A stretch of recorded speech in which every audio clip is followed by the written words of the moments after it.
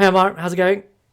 Oh man, am I doing great or what? We got a podium, man. What are you talking about? I feel great. Way. Okay, so Oscar Piastri wins a McLaren 1-2 at the Spanish Grand Prix. Charles Leclerc comes third. Amazing! Look how happy Ammar is.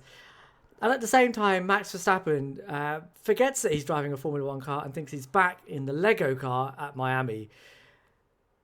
Ammar, first impressions of the incident, because to be honest, I think that's all we're going to talk about in this episode Yeah. today. We'll do a bigger, deeper dive into the whole weekend a bit later in the week. But um, Max Verstappen, George Russell, turn five collision. What were your first impressions? I don't want to start by saying I want to thank Max for giving us something to talk about because to be honest, barring that, it would have been a very, it was a good race, but like nothing really extraordinary to talk about. Um, yeah, I mean, Shez, I don't know how you defend this, right? I hope you're not going to come on and defend this move because for those of you It's a that bit haven't leading, watched Omar. the race It's a bit yet, leading. right? I mean, you're gonna do that. Um, I don't know. I'm out of words, Chess. Like that's not what I would have expected Max to do, to be honest. I mean, look, now we're talking about a four-time world champion in the fight for a fifth straight title.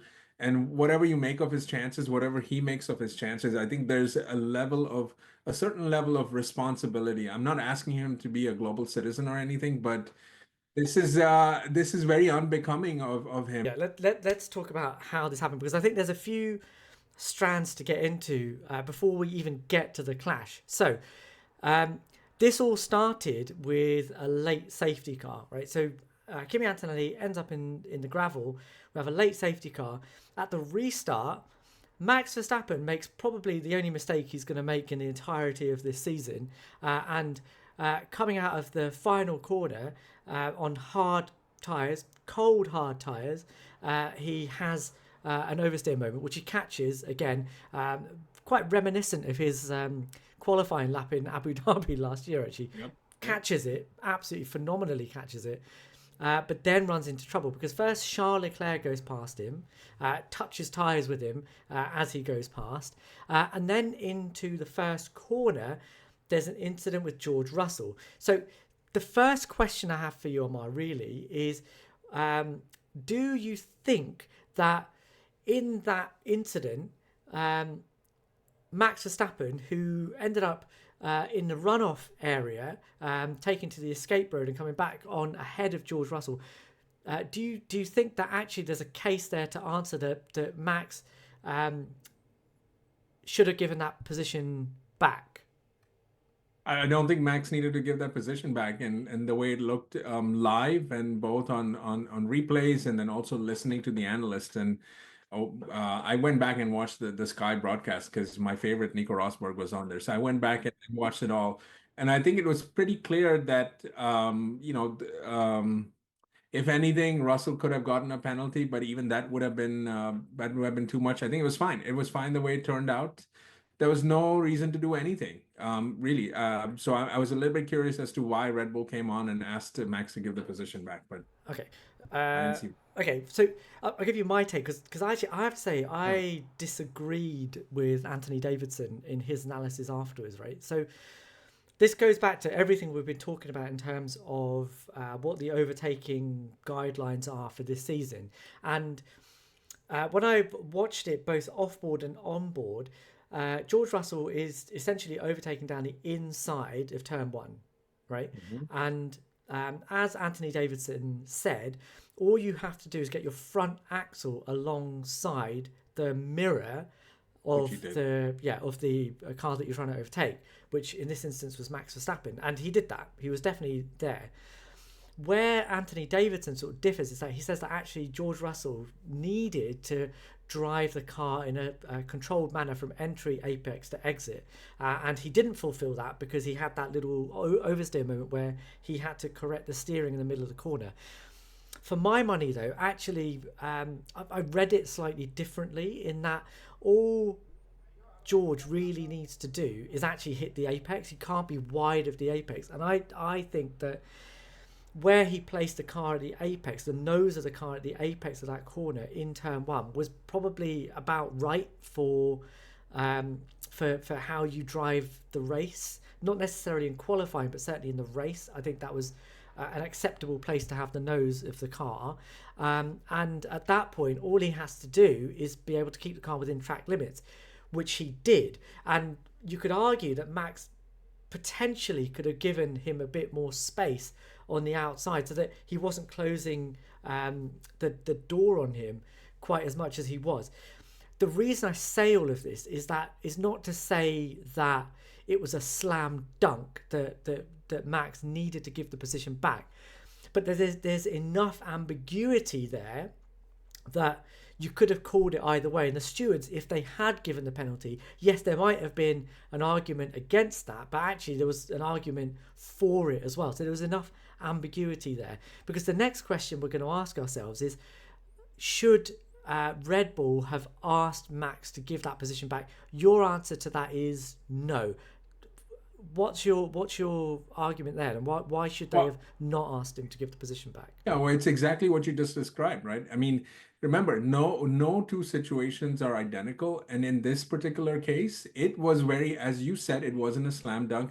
It could really be debated either way, and to me, it would have been fine to carry on as is, or quote unquote a racing incident, because that did happen on a restart, no? So there was that. So it was borderline enough to not have to worry about it. And in reality, they could have kept the position even if Red Bull thought Max was going to get a 5-second penalty. It was probably going to be no worse than where he was at anyway. Maybe.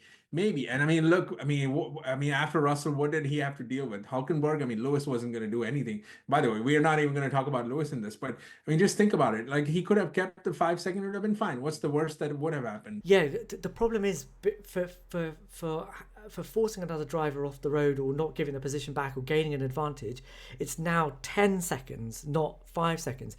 And my contention here is that it's ambiguous enough that the stewards could have given it. And one, there weren't enough laps, I don't think, for Max to make up the 10 seconds, which is the position that Red Bull would normally say, that's fine, just make up the 10 seconds. And second, you're just coming off a safety car restart. So actually the intervals between cars are tiny now. They're so small that if they give the penalty, if they give the 10 seconds, which they did in the end for something else, Max ends up 10th. So, but the other point about this that I find interesting is that Max got really angry at George Russell. But this wasn't a steward's decision. It wasn't a George decision. This was Red Bull themselves, without any interference from the FIA, saying, Max, you need to give that position back. So Max was angry at Red Bull, at GP, for, shooting the messenger, if that's what you could call it. But it was an anger directed at the team that was then, it was then played out against George Russell, who I think was an innocent bystander in all of this. No, I 100% agree with you, but can I go back for a second? Are you 100% sure that that's a 10-second penalty for that? Given what happened, and as you just said, what transpired is what happened later on in turn 5 was a 10-second penalty. Yeah. So are we sure that this would have been a 10-second? Yeah. Okay. Yeah, so, because the rulings now are for overtaking off the track, or gaining an advantage, or not giving a position back, it's 10 seconds, isn't it? Because they wanted to deter drivers from just going off track, gaining the 5 seconds in front of the driver they've just overtaken, and negating the penalty. That was the reason for doing that. Given what I've just heard, then I would revise my position to say that Red Bull is right to do that. And I suppose you could also just make the argument that the very fact that Red Bull decided to ask Max to give up the position meant that they knew a penalty was inevitable. Otherwise, and such a harsh penalty was inevitable. Otherwise, they would have done what they normally do, which is defend the hell out of Max. I'm surprised Christian Horner didn't come out after the race and pull out some telemetry as he did back in, was it Saudi or wherever it was, right? So I suppose that by itself is defense enough. I think, Shez, we are going to talk about what you just alluded to, which is George Russell being the bystander, which I find fascinating in all of this, right?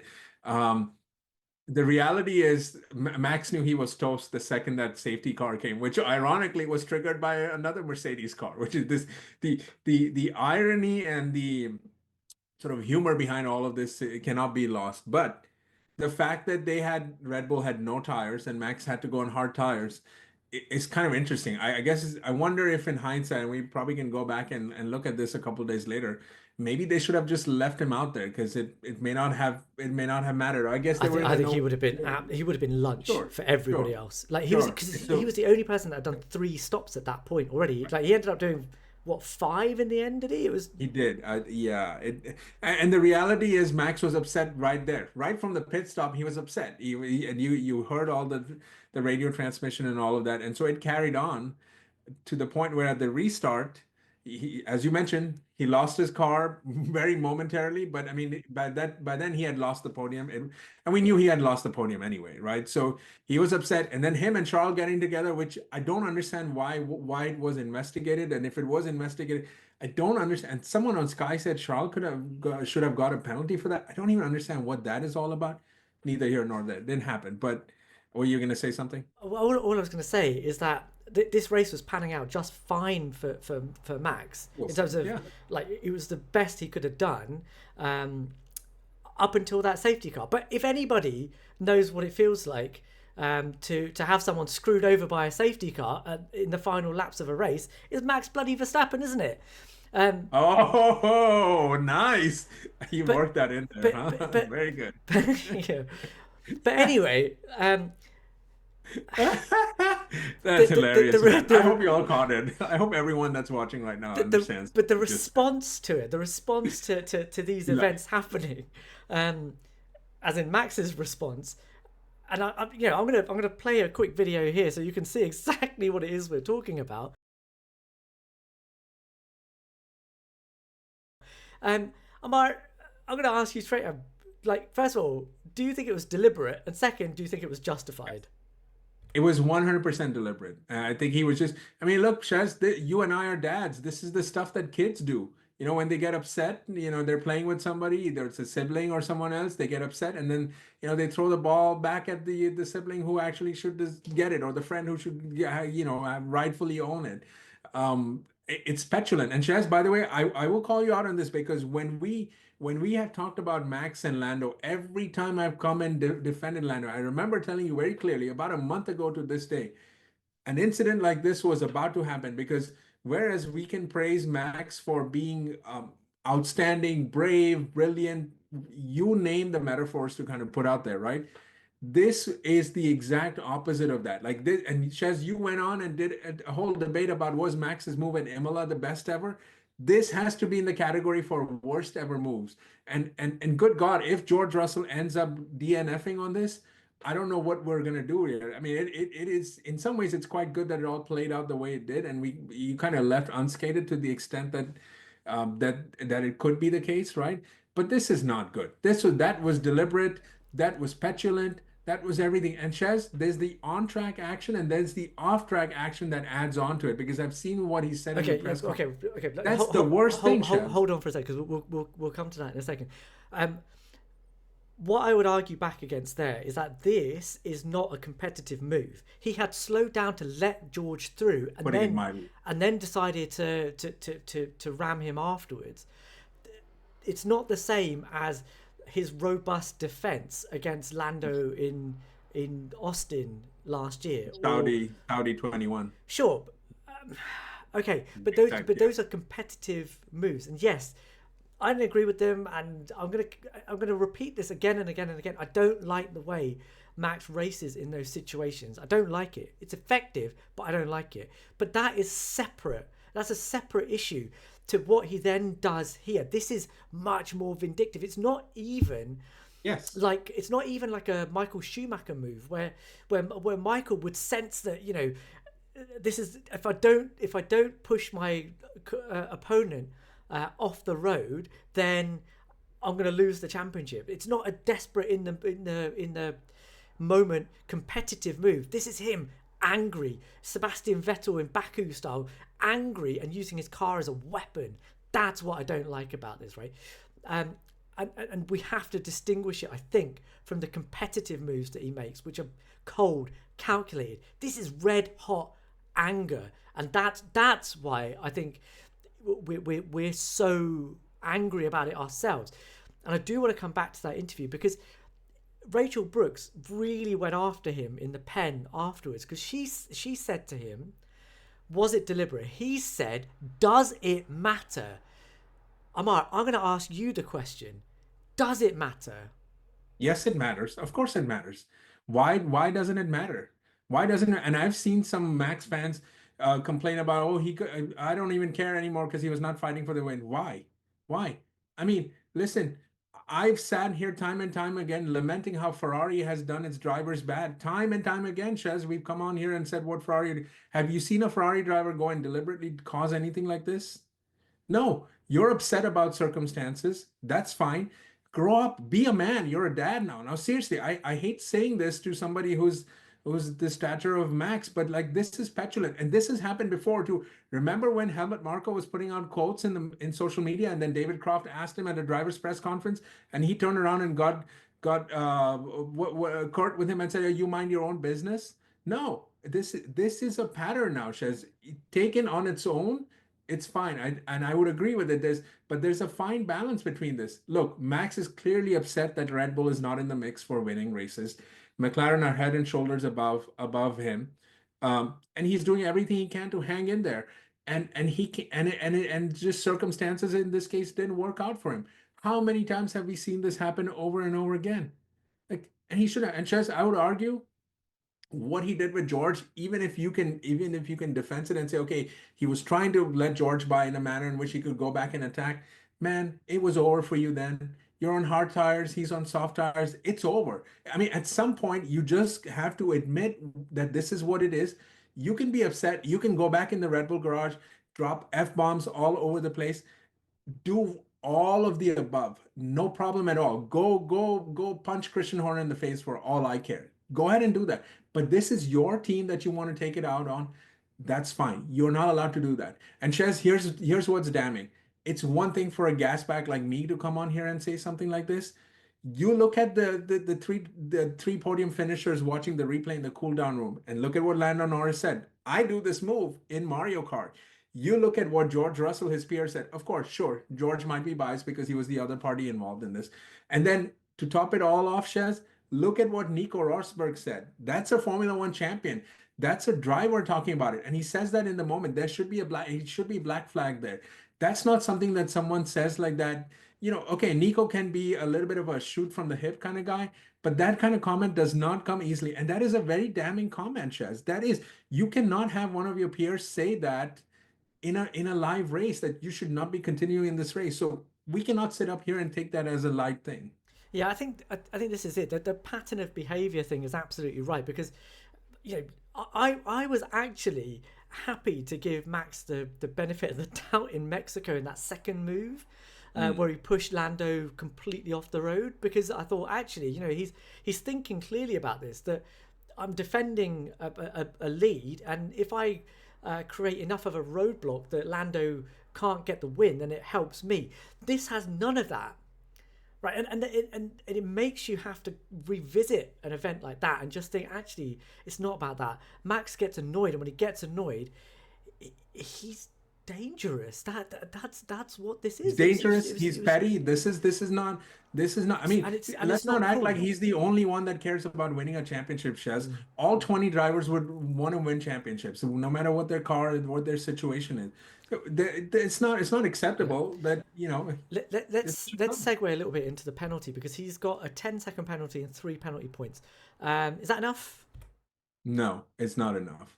It's not enough. So what should he get? When you have a world champion driver in the commentary saying he should be black flag, that's the equivalent of what it should have been. Either he takes that for the next race or this race or whatever it is.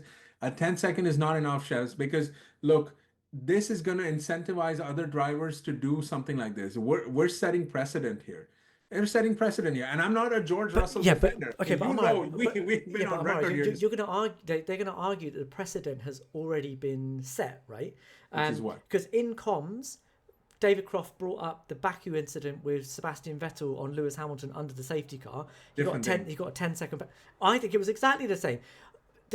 No, Sebastian Vettel said, "I got brake tested." He then goes up Correct. alongside Lewis Hamilton and drives into him. The There telemetry's was a there, the mitigating video's factor there. there. What was the But mitigating that's factor? the mitigating, which is he got brake tested. He didn't get brake tested. What is Max? He Okay, actually but I didn't get brake tested. So, but even Ammar, even if Okay, you but get Shez, brake he tested, felt like he got, but even there if was you some evidence even of- if you feel like you've been brake tested, you think it's okay to drive your car into absolutely somebody not, else. but absolutely not. So But it's the there's no same pattern of thing. behavior there. But there's does- no pattern of it's not- behavior there. but we're talking about Also, isolated they were not at individual race events. speed. Shez, they were not at race speed. That was behind a safety car, correct? Okay, so because it's under a safety No, car, no, no. it's okay. But you have to. But when you're look, if you're just going to say if this happens, then it's a penalty. Yeah, it's the You have to intent. look at mitigating circumstances and everything. Not for the, This- no. For If this, George it's the, Russell ends up in the gravel and he no DNFs, are you way. going to say the same Ammar, thing? we're not going to do this. This is about intent. The intent is to use your car as The a intent weapon is clear. to And by the intimidate, way- and that's what Sebastian did in Baku in Fair enough. 2017. I'm not saying he shouldn't have got more, but Correct, but that's what they're going to argue, is that there was a 10-second penalty for that, and then if you fast forward to Mexico last year, again, Max gets angry, pushes Lando off the road in a completely obvious move, and gets 10 seconds there as well. So they're going to say this is the standard penalty for this. no, I disagree with that. Well, first of all, the Mexico move was a different thing. They were actually fighting for a position. This was, hey, I'm going to stop and then I'm going to start and ram you off. This was not. They're actually, fighting like, for he a was letting- position here as well. Either This he is- was. Well, but if you're letting the guy by, then why are you driving But like based this? on what? The FIA haven't asked him to let the guy I by. know, It's just but Red Bull. if your team have asked and you've done that, and you're driving the Chet, car. there was this move was not akin to going side by side and then pushing someone off. That's a very different thing. This was him deliberately stopping and then starting. I mean, and I don't know how you want to characterize it. I'm not sure what he was doing. Either he was letting George by or not, or I mean, if he was not letting George by, then was he like deliberately waiting there to push George off the track? He was clearly trying to do to George what felt was done to him in turn one. That's what he was doing. And Chez, if you say all of that, that's fine. Maybe in the heat of the moment they gave him a 10-second, but look at what he said post-race. He has pretty much admitted to it without actually using the words to say, hey, I did that on purpose. That should count for something. So maybe the So 10 you think seconds, that if he apologizes for it, then 10 seconds is he's okay? never going to apologize. But, Look but what he Ammar, said. let's say he does. Do you think that's okay?